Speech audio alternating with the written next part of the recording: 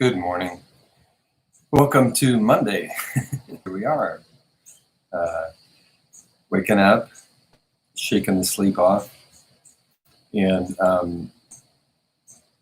there are plenty of people who have been up a long time, so I've got nothing to gripe about. I used to have a paper route. That was early. I got up at 2:30 a.m. and went and picked up all the papers and drove around and threw them out both windows. That was not easy. And in general, what I'd like to focus on this week is last week we did some meditation on separating from our thoughts. And really, we don't have to separate. We just have to become aware of our thoughts in a new way. And then it's like, oh, well, that's not me. That's a thought happening all on its own. And I don't have to instantly identify with it or take it in. So I don't have to live with the tyranny of a thinking mind that might have been actually formed by someone else. The joy of being human. So this morning, I'd like to take it a little further, and especially in the theme of democracy, which is making choices as a collective. I was talking with a good friend last night, and there's all these examples in nature of collective choices. I spoke about those in the past at some point. And then we were talking about what it's like to become aware of yourself, not so much as the self you normally think of, but as a collection of cells organized around kind of just this constant flow of a sense of what's needed next, or what's needed now, needing sleep, needing food, needing fun, needing exercise, needing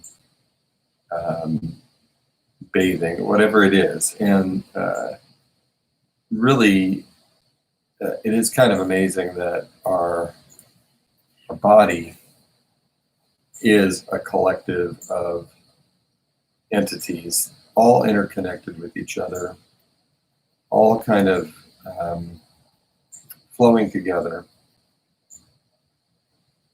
And in fact, what we call disease is when different aspects of the body start to not operate in that kind of collective wisdom that our body seems to have. So even on an individual level, there's a collective choice all the time. All these different aspects of my being. Liver cells are different than the cells of my eye membranes, the parts that perceive light. Skin cells are different than neurons. And I am sitting here, all of these different entities and all the diversity, not even questioning each one that it belongs and that is part of the bigger picture. And cells even know when to divide, when to make more of themselves, when to not do that. Here's an interesting truth. If I use my brain to practice something like my guitar, I pick up my guitar and I learn a new song, and I do that on a fairly consistent basis, the part of my brain that needs to grow for that to get better, my awareness will tell my brain to create more cells in that part of my brain. Yeah, the brain will grow itself in the places where it needs to based on where I put my awareness. It's amazing. So we have this intimate experience of a high level of cooperation and communication and diversity and acceptance of all parts as needed. And this is the standard for how society could be. one of the horrible things about our state in this world is disease. And you could say that basically disease is like aspects of the body that either are not functioning well, haven't been cared for, haven't been nourished properly, have been exposed to some kind of difficulty, and haven't known how to respond well. And, I won't get into the epidemiology of diseases because it's not my expertise, but I do know that, the health of the body is largely dependent on how well we're cared for. A study I cite often, done by the Center for Disease Control over many years, called the ACE study, which stands for Aversive Childhood Experiences, points to the fact that if a child is exposed to harmful experiences, they're more vulnerable to many things in the future, one of them being physical disease. So this democracy of cells will struggle when it's injured. It will also heal. It's very flexible and responsive to injury. And we could talk about this at depth, but the reason I'm bringing all this up is that this week I would like us to do something a little different, which is to, on purpose, meditate on difficulty. This isn't my idea. It's an old tradition. It's part of mindfulness-based cognitive therapy, which is to get grounded in body and breath like we always do to begin, and then becoming aware of thoughts, and then deciding to bring a thought about a difficulty kind of into focus instead of letting it pass by. Kind of hold it in awareness, placing it in this space of awareness. You could use a lot of different metaphors, but just holding it and noticing your response to this difficulty, noticing what happens inside as I hold this. And this really speaks to how we move through life, because life is difficult.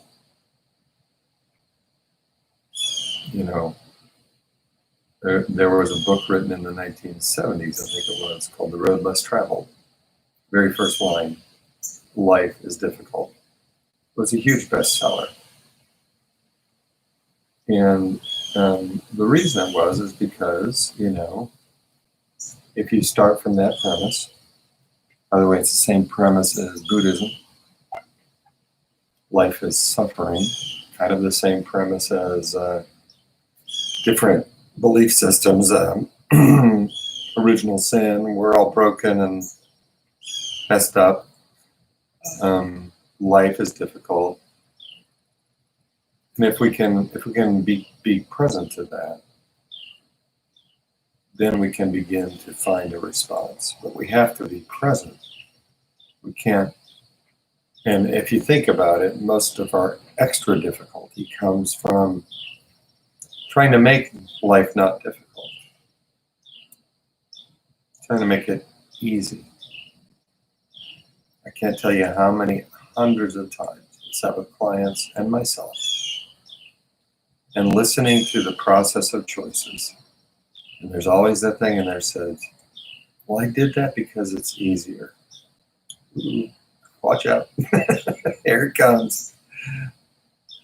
Taking the easy road isn't always the most advisable. I'm not saying you have to be a martyr or drag yourself over the coals of life, but the easy thing is not always the best thing. We know that, right? So in this meditation, we're going to, with all kindness and compassion to self, hold a difficulty in our awareness. If you choose, you don't have to go there. And just notice how the body responds. What we also know to be true, and this is been worked with in many ways in the psychotherapy world is that when people deliberately hold difficulty in their awareness, and especially if they just stay present to how their inner response unfolds, oftentimes things come to a place of ease that isn't based in avoidance. It's an ease that comes from acceptance and facing things directly, being present to them. So that's what we're going to practice this week, if you choose to hang in there. And let's get started.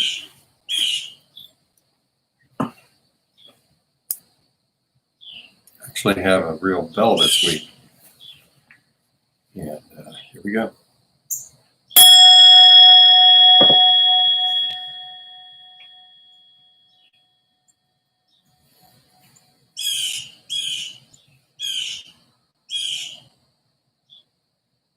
So finding the posture that's right for you.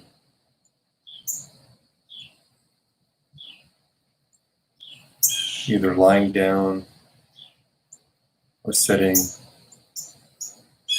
with your back away from the chair, if possible. And beginning to notice the sense of the ground beneath you, where your body touches solid matter.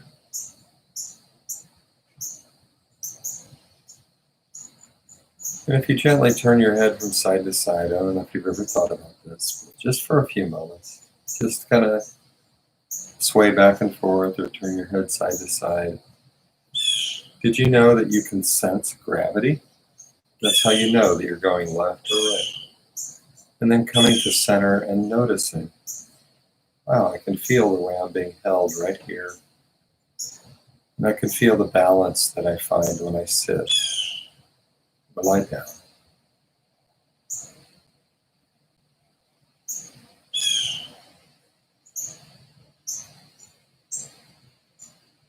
And then seeing if it's possible for you to embrace your physical being and all of its sensations in a wide open way, taking in everything that's coming your way through your body, including your legs, feet,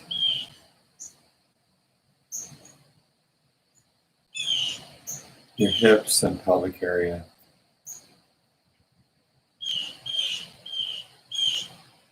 your belly and your back, shoulders, your chest.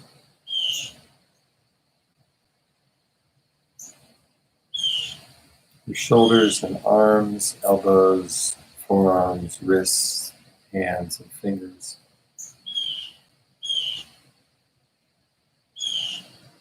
Your neck and throat, face, ears, and scalp. And just taking it all in, stepping back a little bit in your awareness. Or leaning right into the sensations of your body as they come to you.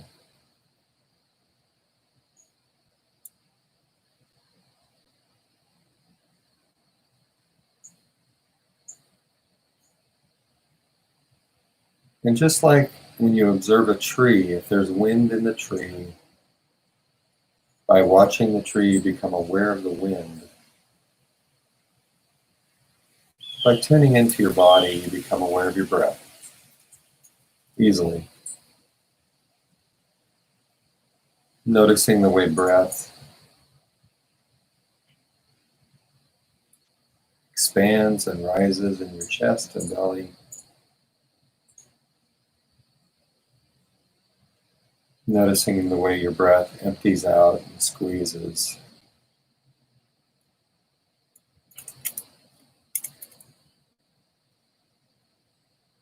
And so coming to a point of awareness as best you can, body and breath together.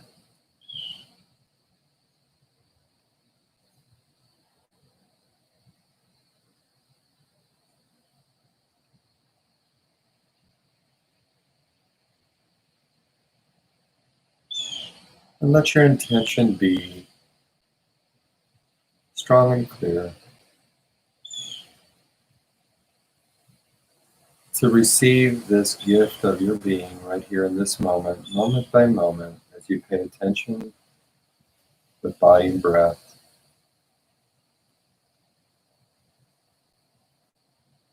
And as always, if that's your focus, your mind may pull you elsewhere, just gently returning again and again.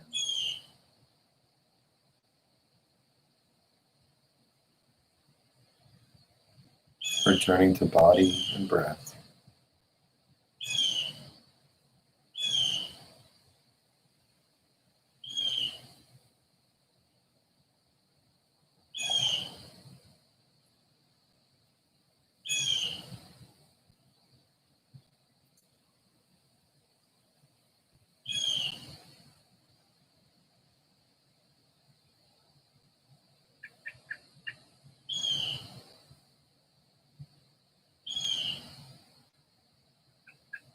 Remembering that with your awareness, you can zoom in on specific parts of the body, specific aspects of the breath.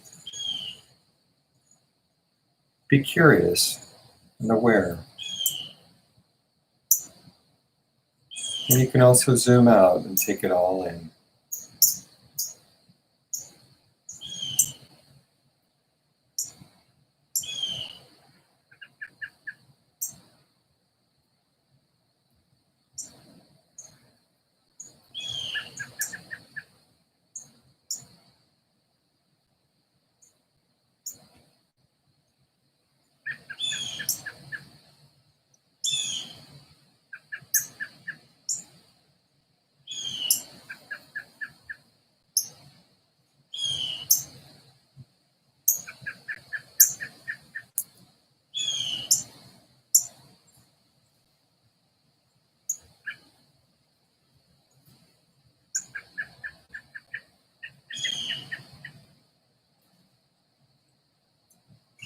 And then opening your ears, shifting your awareness to take in the sounds that are coming your way.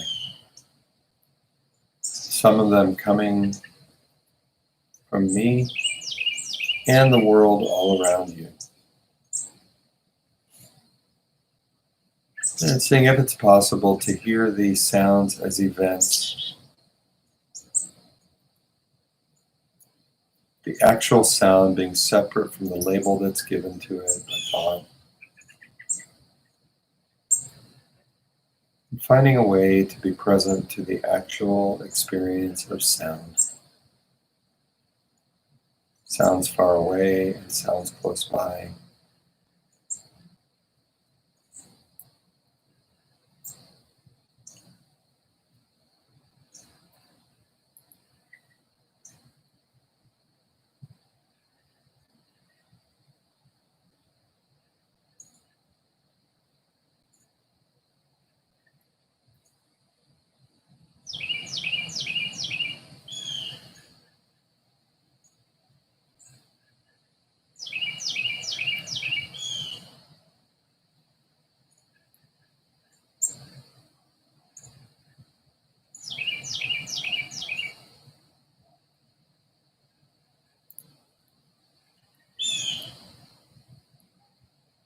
Hearing each sound as best you can as an event that happens all on its own. It's created and then disappears from experience.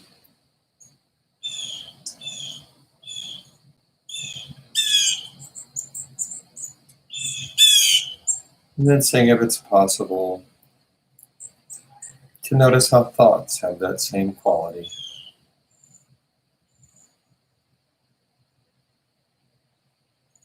So again, even turning the awareness in a new direction, the flow of thoughts as they appear and disappear in awareness. Each thought like a bubble that appears and then disappears.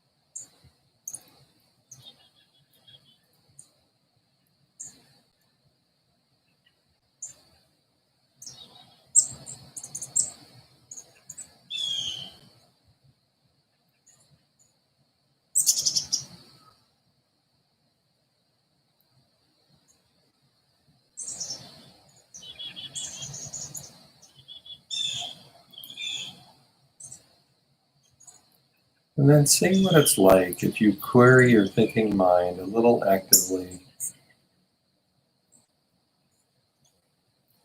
thinking about the simple question, what's difficult in my life today? And don't require that you find the most difficult thing. Just a difficulty that has some substance.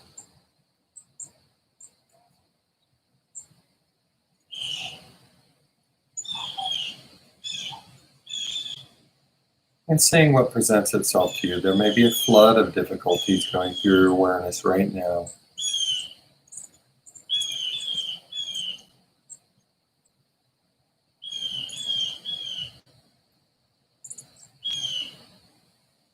Just observing the thoughts that come to you when you ask, what is difficult in my life?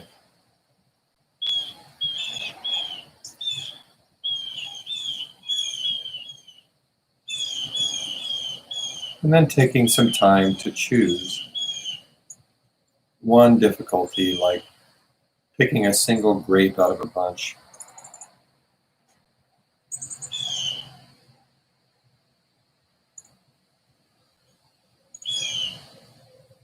Just taking a little time to name that difficulty that you hold in your life.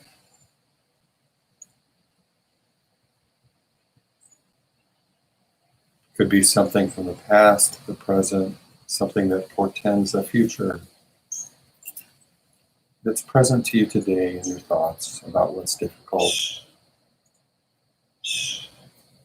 And once you have that, seeing what it's like to purposely and consciously and willingly hold it in awareness. Holding it in space. Sometimes it might help to imagine that you're just placing it on the workbench of your mind and not doing anything particular about it. Holding that difficulty in a space of awareness. Noticing the response of your body. As you breathe, moment by moment, staying aware of body and breath. And this particular difficult thing.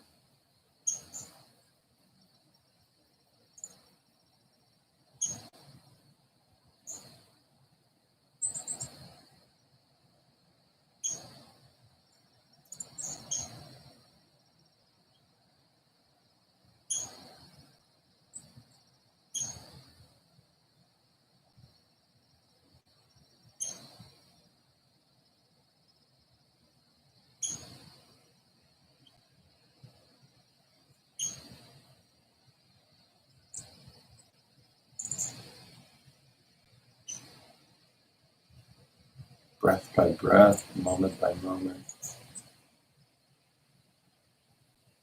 If there's a tendency to want to think about what to do about this difficulty, seeing if it's possible to let that go. Let that pass through.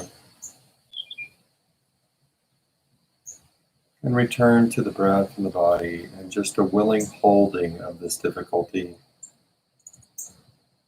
in the space of your awareness right now, moment by moment, breath by breath.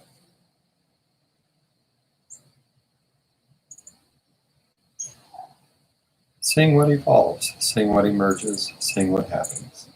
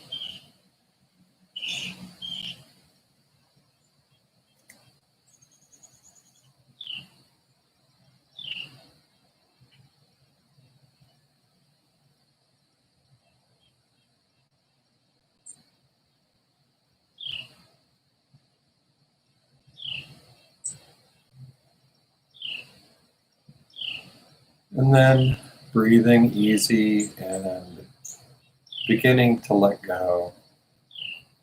If you wish, you can imagine placing this difficulty into the flow of life like a twig in a stream, letting it float away for now.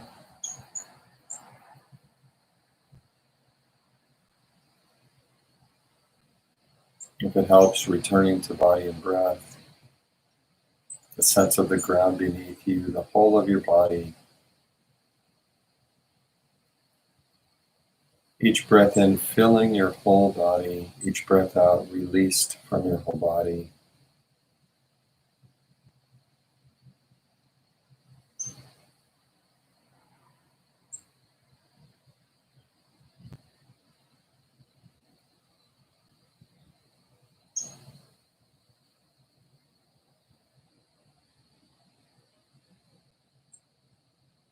And then seeing what happens for you if you acknowledge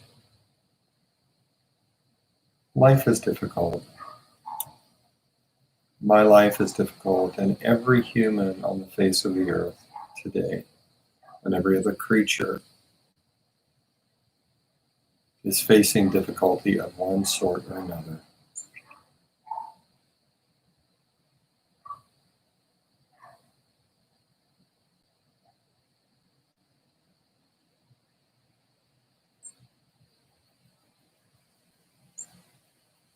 And it's possible, knowing that, to wish that all creatures and all humans find a way to peace and wholeness.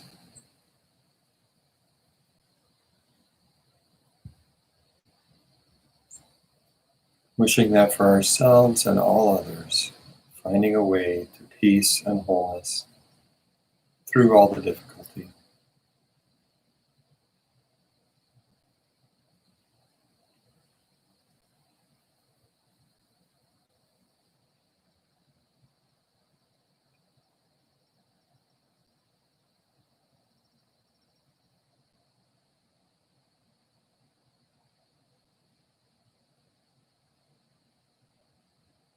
And if you wish, you can turn that towards the community where you live, neighborhood, the home, the family, the relationships, the neighborhood, the city, state, country, and world. Especially if you're in the United States, holding that intention, may we find our way to peace and wholeness through all the difficulty.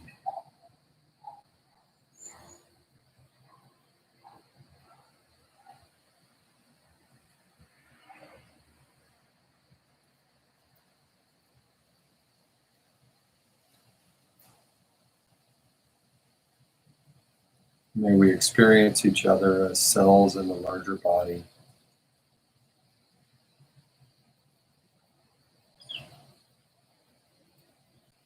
Connected and secure in our place.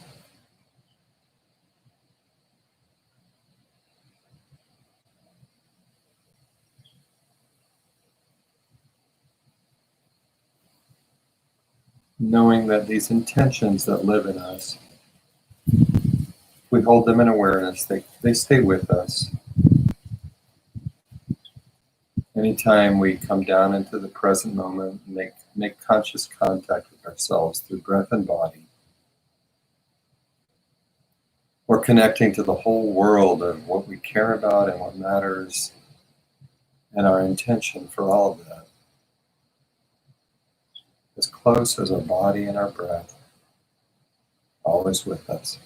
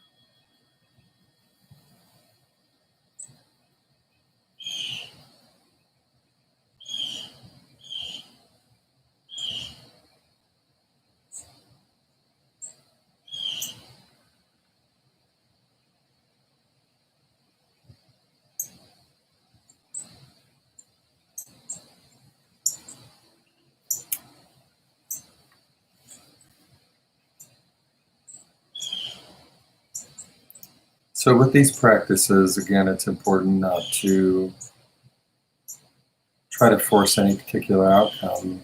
But I do want to tell you, if you show up for meditation in a regular way, your brain is going, oh, that's what we're doing. Let's build that system. Let's reinforce that. And it will literally send new neurons to the parts of your brain, midline of the brain, prefrontal cortex. It'll send new neuronic growth. And it'll strengthen your overall ability to deal with the difficulty that comes up in your life. So take a moment just to appreciate what you're doing for yourself when you meditate, when you pause. And let's say yes to our brain. Let's say yes to that growth. I hope you all have a great Monday. We're in the last stretch before the big election. And, I tell everybody you talk to vote. See you tomorrow morning.